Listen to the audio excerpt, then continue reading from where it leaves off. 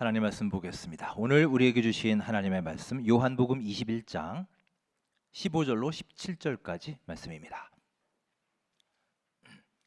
신약성경 186면에 있습니다. 요한복음 21장 15절로 17절까지의 말씀입니다. 15절로 17절 우리 한 목소리로 합독하시겠습니다. 그들이 조반 먹은 후에 예수께서 시몬 베드로에게 이르시되 요한의 아들 시몬아 내가 이 사람들보다 나를 더 사랑하느냐 하시니 이르되 주님 그러하나이다. 내가 주님을 사랑하는 줄 주님께서 아시나이다. 이르시되 내 어린 양을 먹이라 하시고 또 두 번째 이르시되 요한의 아들 시몬아 내가 나를 사랑하느냐 하시니 이르되 주님 그러하나이다. 내가 주님을 사랑하는 줄 주님께서 아시나이다. 이르시되 내 양을 치라 하시고 세 번째 이르시되 요한의 아들 시몬아 내가 나를 사랑하느냐 하시니 주께서 세 번째 내가 나를 사랑하느냐 하심으로 베드로가 근심하여 이르되 주님 모든 것을 아시오매 내가 주님을 사랑하는 줄을 주님께서 아시나이다. 예수께서 이르시되 내 양을 먹이라. 아멘. 오늘 주신 하나님의 말씀입니다. 자, 여러분 반갑습니다. 무더운 날씨가 계속되고 있습니다. 오늘도 28도, 29도까지 올라간다고 하네요. 지난주부터 본당에도 이제 에어컨을 켰습니다. 요즘에는 날씨가 어느새부터 이제 중간이 없는 것 같아요. 더 추웠다가 더웠다가 바로 그렇게 변하고 이제 곧 여름 날씨가 다가오지 않을까 싶습니다. 오늘은 부활절 셋째 주일입니다. 예수 그리스도의 부활의 감격이 우리의 삶에 충만하시기를 주님의 이름으로 축원합니다. 함께 우리 인사 나누겠습니다. 반갑습니다. 주님의 부활의 은혜와 감격 가득히 누리시기 바랍니다. 반갑습니다. 동물의 왕국이나 동물농장 같은 프로를 보면 저도 참 그런 프로를 좋아하는데 가끔씩 그 포유류 동물들이 출산하는 장면을 볼 수 있습니다. 특히 저는 이렇게 덩치가 큰 동물들 가령 기린이나 코끼리 같은 큰 동물들이 출산하는 장면을 보면 참 신비로우면서도 재밌습니다. 자, 영상 하나 우리 짧은 영상에도 한번 보실까요? 기린의 움직임이 이상해서 가까이 가보니 새끼를 출산하고 있었습니다. 이 기적 같은 순간을 목격한 일행들은 감탄을 금치 못했죠. 쉽게 볼 수 없는 장면이었습니다. 초식동물인 기린은 출산 시 매우 스트레스를 받습니다. 출산의 고통뿐만 아니라 포식자로부터 주변을 경계해야 하기 때문이죠. 이 과정은 40분에서 1시간 정도 시간이 걸렸고 마침내 새끼가 세상에 나왔습니다. 어미의 얼굴에는 안도감이 스쳐갔고 갓 태어난 새끼를 핥아줍니다. 그러나 산후 냄새가 포식자를 유인할 수 있기 때문에 새끼는 최대한 빨리 일어서야 합니다. 비틀거리며 넘어지는 새끼. 어미는 아기를 일으켜 세우려고 도왔지만 결국 스스로 일어나는 새끼 기린이었죠. 태어나자마자 서 있는 건 쉽지 않지만 어미의 보살핌 덕분에 결국 버틸 수 있었습니다.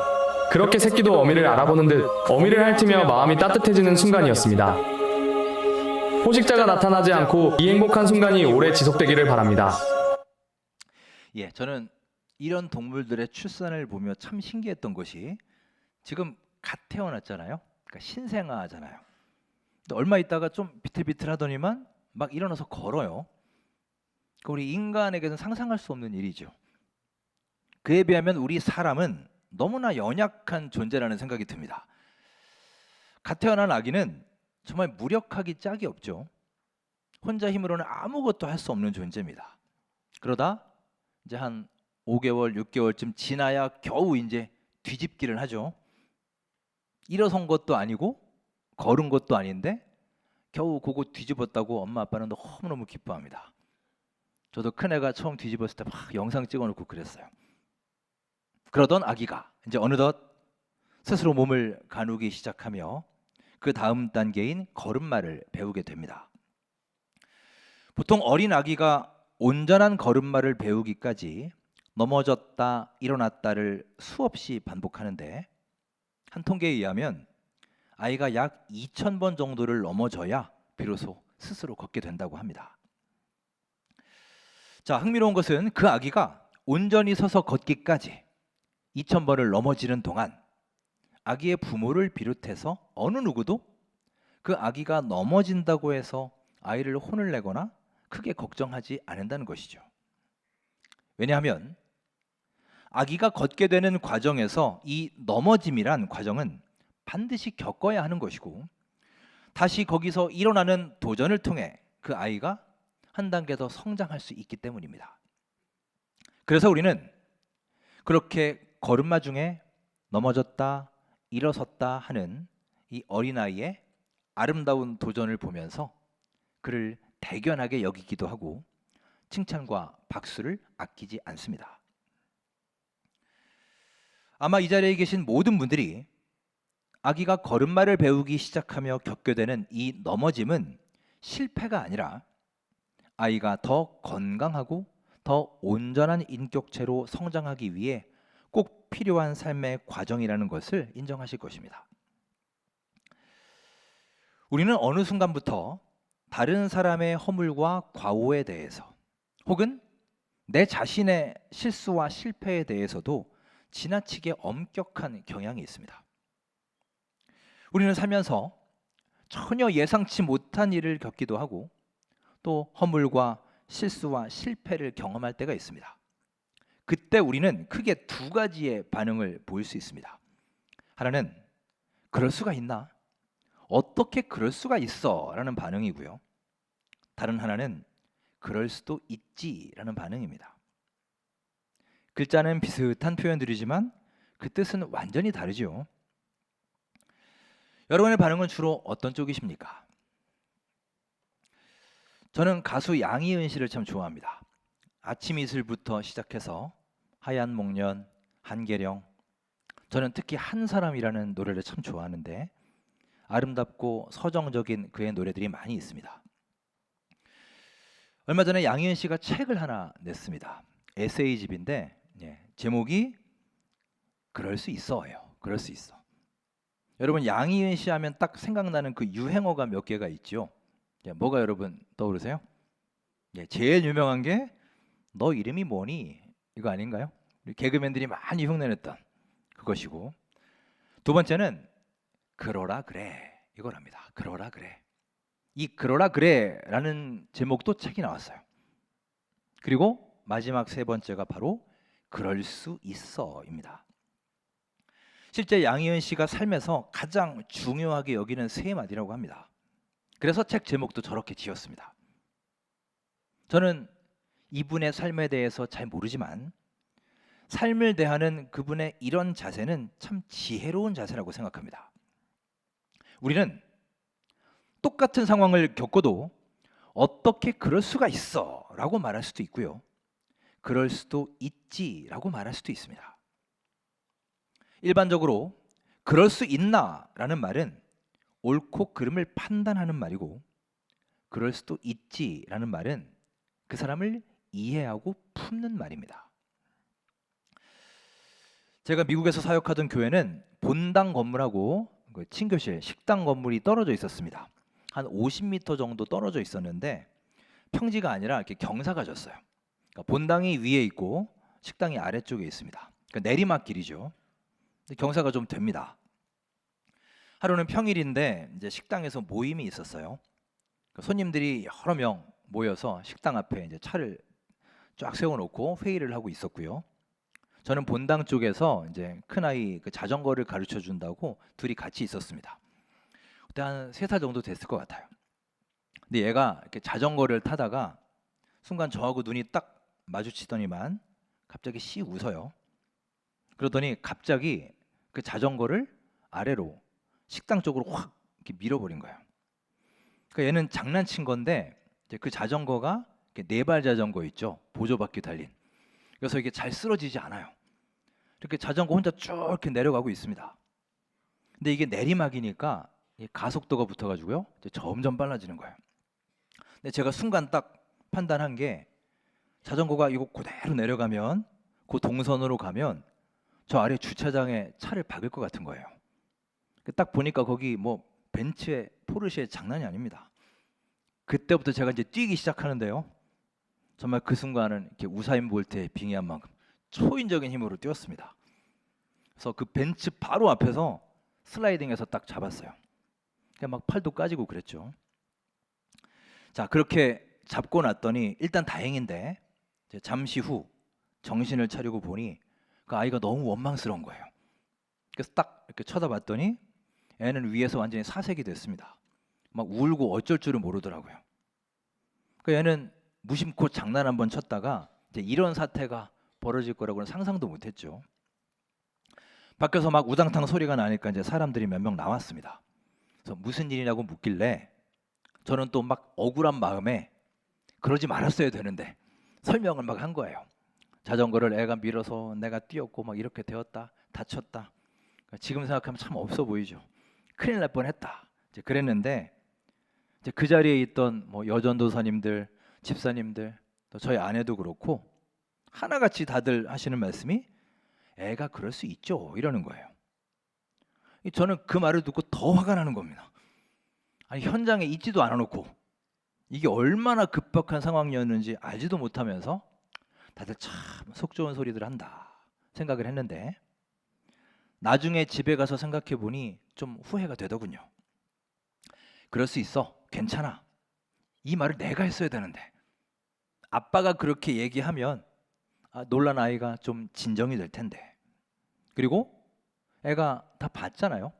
아빠가 뛰어가고 넘어지고 까지고 하는 것을 다 봤을 텐데, 그러니 앞으로 그러면 안 된다라는 것도 다 깨닫고 있을 텐데 그런 아이에게 막 분노를 표출한 제가 참 부끄러웠습니다.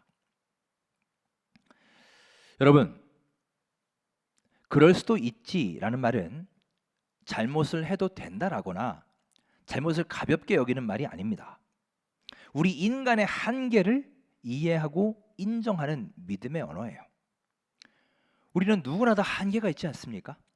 누구도 완벽할 수 없고 누구나 다 실수할 수 있는 존재입니다. 누구에게나 다 허물이 있습니다.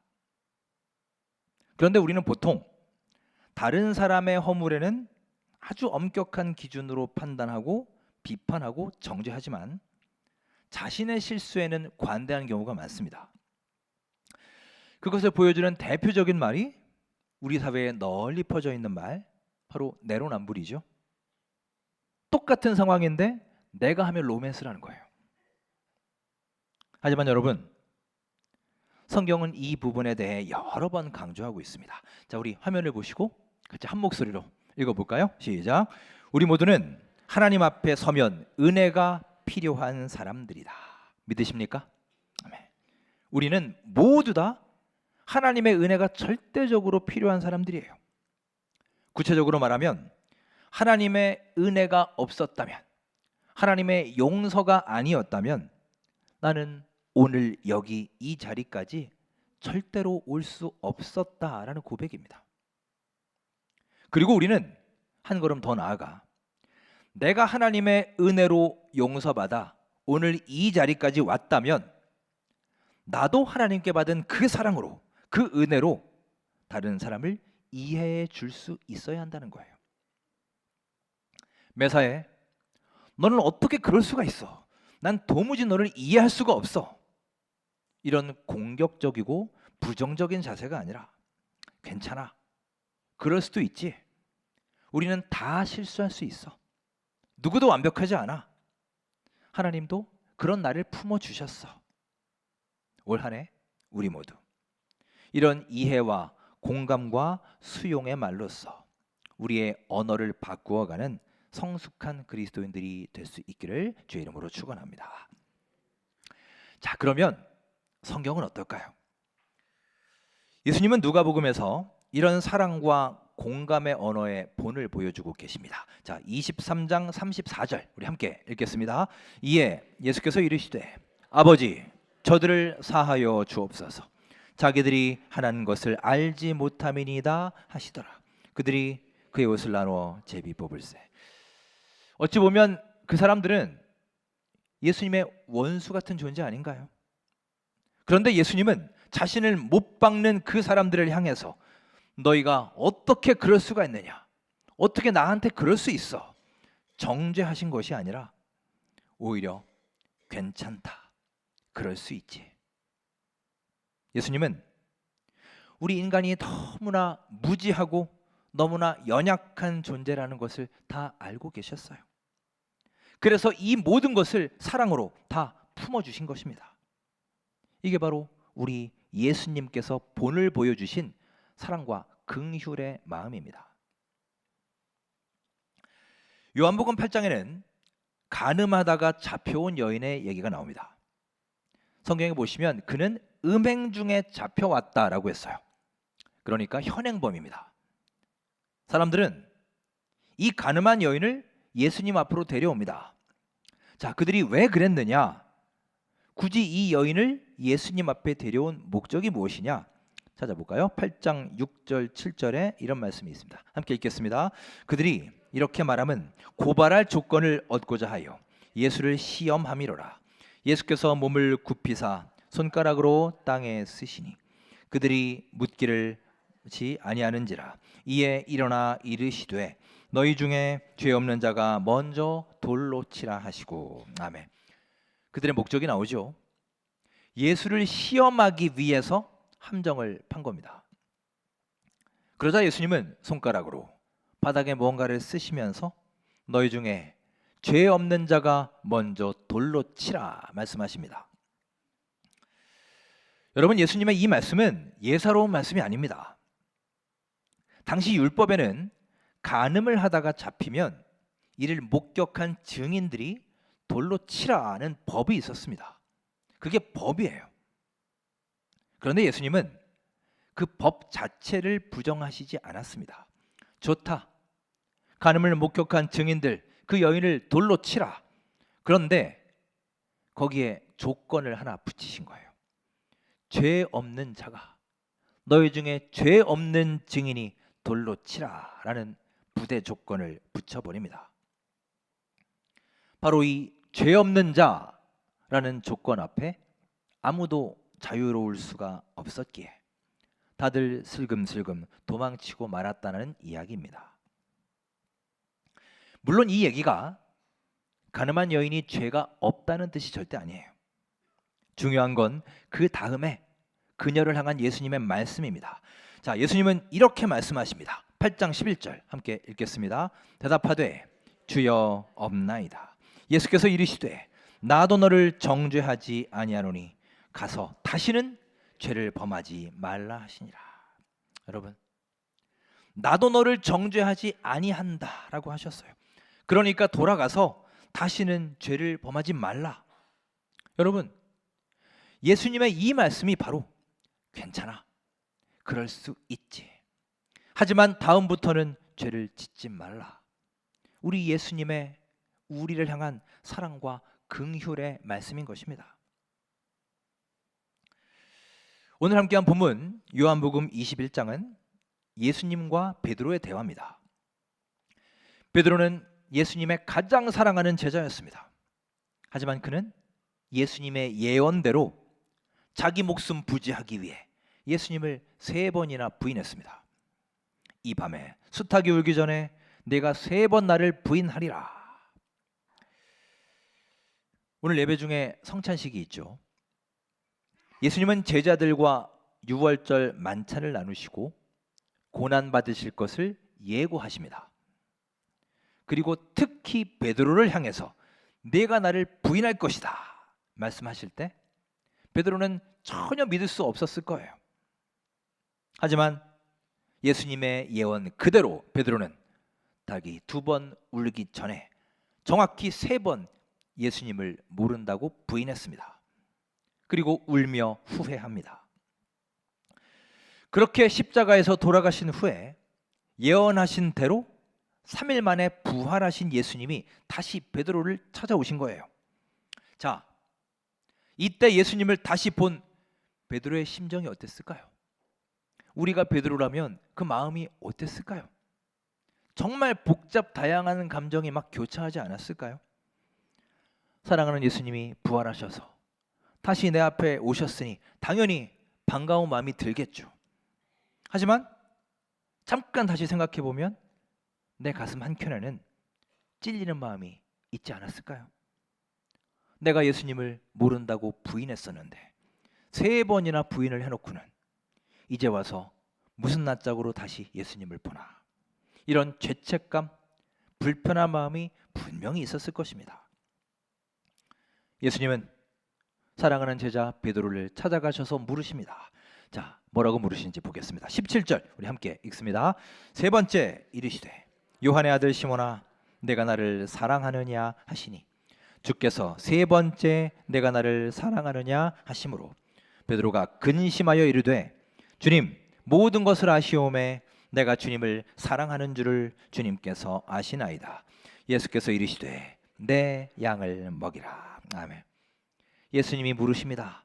내가 나를 사랑하느냐? 이 질문이었어요. 자, 여러분, 예수님은 이 질문을 몇 번 하셨나요? 똑같은 질문을 3번 하셨어요. 베드로가 예수님을 몇 번 부인했나요? 3번 부인했습니다. 3번 똑같습니다.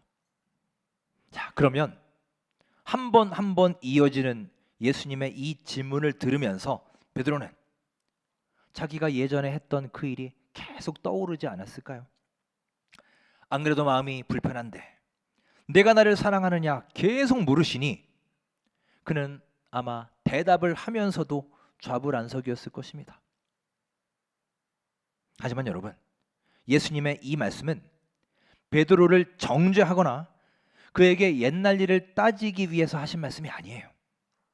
참으로 내가 나를 사랑하느냐 3번을 물으시면서 3번 부인했던 그의 잘못을 온전하게 용서해 주신 것입니다. 예수님의 이 말씀 뒤에 담겨 있는 마음이 바로 괜찮다, 그럴 수도 있지인 것입니다. 여러분, 인류 역사상 이런 정신을 몸소 실천하며 가르쳐 주신 가장 숭고한 사례는 바로 예수 그리스도의 십자가 사랑입니다. 우리의 허물과 죄를 눈처럼 하얗게 만드시며 아예 기억조차 하지 않으시겠다는 사랑과 용서의 극치를 보여주는 말씀이에요. 오늘날 우리가 험하고 악한 세상 속에서도 주님을 떠나지 않고 비록 허물과 죄투성이지만 그럼에도 다시 주님 앞에 나와서 이렇게 예배하고 기도하며 사는 것, 이 삶이 바로 괜찮다, 그럴 수도 있지. 지금도 우리를 만지시며 위로해 주시고 나와 함께 동행하시는 우리 예수님의 그 사랑 때문임을 이 시간 기억하시기 바랍니다. 십자가 위에서 자신을 조롱하던 사람들을 비난하지 않으시고 그들의 무지함을 용서해 주십시오. 간구하는 모습, 그렇게 피를 토하시며 인류를 구원한 십자가 사랑이야말로 괜찮아, 그럴 수도 있지, 나는 너를 다 용서한다 라는 사랑의 말씀의 대언인 것입니다. 물론 이 말은 모든 일에 다 관대하라, 무조건 참고 인내하고 가만히 있으라, 이런 뜻이 아닙니다. 우리는 불의에는 강력히 저항하되 불완전하고 연약한 우리가 범할 수 있는 허물과 잘못에는 그럴 수도 있지, 수용하는 성숙한 자세를 통해서 다시는 그런 잘못을 범하지 말라는 예수님의 귀한 메시지를 전하는 주님의 거룩한 아들, 딸 되시기를 간절히 소망합니다. 끝으로 사도 바울의 메시지를 함께 나누며 말씀을 마치겠습니다. 로마서 15장 7절 말씀을 새번역 성경으로 함께 우리 화면을 보시고 읽겠습니다. 그러므로 그리스도께서 하나님의 영광을 드러내시려고 여러분을 받아들이신 것과 같이 여러분도 서로 받아들이십시오. 아멘. 여러분, 하나님의 복음은 서로 밀어내는 것이 아니라 이렇게 품고 함께 받아들이는 것입니다. 괜찮아, 그럴 수도 있지. 부활하신 예수님이 하신 이 마음이 여러분의 입술과 삶을 통해 증거되어서 지금 이 시간에도 거듭된 실패와 실수로 낭망에 빠져 있는 많은 사람들에게 다시 한번 자리를 박차고 일어설 수 있는 힘과 위로와 용기를 주는 우리 모두의 삶이 되시기를 주님의 이름으로 축원합니다.